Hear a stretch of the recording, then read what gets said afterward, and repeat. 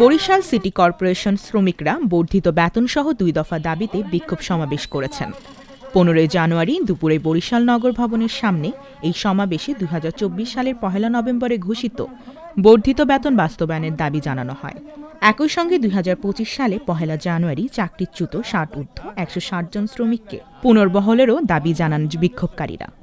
২৫০ টাকা দিয়ে চাকরি করি, এখন সরাই যদি দেয় ভালো কথা, বয়স হয়ে গেছে সরাই দিবে, তা আমাকে যে বয়স হোক আমরা খামু কোন জায়গা দিয়া, কি মাটি খাইবে?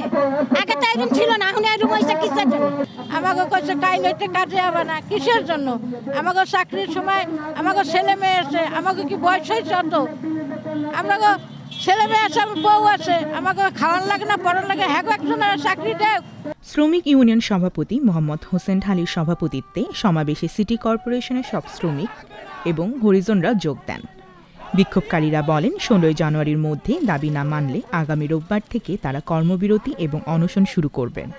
বিনা কাগজে আমাদেরকে বাদ দেশে কয় মুখী, আমরা কোনো কাজের কিছু পাই না।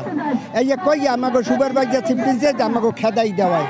আমাদের এই দাবিগুলো যদি না মানা হয় তাহলে আমরা বৃহত্তম আন্দোলনের দায়িত্বে বাধ্য থাকব এবং প্রয়োজন হলে সারা বরিশালে কাজগুলো আমরা বন্ধ করে দেবো। আমরা ৩ মাসের বেতন পাই, আমাদের